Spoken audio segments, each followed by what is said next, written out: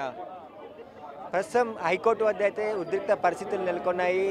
BC రిజర్వేషన్‌కు సంబంధించి stay ఇవ్వడం 4 వారాల పాటు హైకోర్టు స్టే ఇస్తూ తీర్పు వెల్లడించింది కాబట్టి బీసీ సంఘాల నాయకులు పెద్ద ఎత్తున ఇక్కడ ఆందోళనకు దిగడం జరిగింది. ప్రస్తుతం మనతో పాటు మాజీ ఐఏఎస్ చిరంజీవులు ఉన్నారు. ఒకసారి మనం ఎట్లా చూస్తారు స్టే ఇవ్వడాన్ని? స్టే ఇవ్వడాన్ని మేము బీసీల పట్ల ఒక విధంగా ఈ భారతదేశంలో సామాజిక న్యాయం పొందడంలో ఎంత కష్టం అనేటువంటి విషయాన్ని స్టే తెలియజేస్తూ ఉంది. సో మొదటి నుంచి కూడా ఈ కోర్టులు 50% అని చెప్పి కృత్రిమ గోడలు సృష్టించి బీసీలకు న్యాయం జరగకుండా అడ్డుకుంటూ ఉన్నాయి.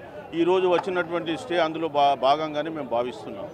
అట్లాగే రాష్ట్ర ప్రభుత్వం పంపిన 3 బిల్లులు కూడా కేంద్రం వద్ద పెండింగ్లో ఉన్నాయి. కానీ రాష్ట్ర ప్రభుత్వం ఎప్పుడు కూడా ప్రోయాక్టివ్గా వెళ్ళి కేంద్రంతో అఖిలపక్షాన్ని తీసుకెళ్లి మాట్లాడి ఆ బిల్లుని క్లియర్ చేయించే ప్రయత్నం చేయలేదు. సో వీళ్ళు ఎందుకో మరి కేంద్ర ప్రభుత్వం పైన కొంత ఉదాసీనత ప్రవర్తిస్తూ ఉన్నారు. కేంద్ర ప్రభుత్వం పైన తేవాల్సినంత ప్రెషర్ తేలి కేంద్రంలో ఇవాళ 3 బిల్లులు పెండింగ్ ఉన్నాయి. 6 నెలలు అయిపోతుంది ఒక బిల్లు వెళ్ళి. సో మరి ఇప్పుడు మేము మొదటి నుంచి చెప్తున్నాం, జీవోల ద్వారా ఈ 50% సీలింగ్ దాటి ఇచ్చినటువంటి జీవోలు జ్యుడిషియల్ స్క్రూటినీ కష్టమైంది. ఖచ్చితంగా 9th షెడ్యూల్ ద్వారానే సాధ్యమని చెప్తున్నాం. సో మరి మేము ఇప్పుడు ఏం చెప్తున్నామంటే ఇప్పటికైనా కేంద్ర ప్రభుత్వం దగ్గర ఉన్నాయి కాబట్టి ప్రెషర్ పెట్టి 9th షెడ్యూల్లో ఇంక్లూడ్ అయ్యేలాగా కాంగ్రెస్ ప్రభుత్వం యాక్షన్ ప్లాన్ తయారు చేయాలి. అవసరమైతే మీ రాహుల్ గాంధీ గారి మీద కేసు పెడితే ఇక్కడ రాష్ట్ర బంద్ ఇచ్చిండు.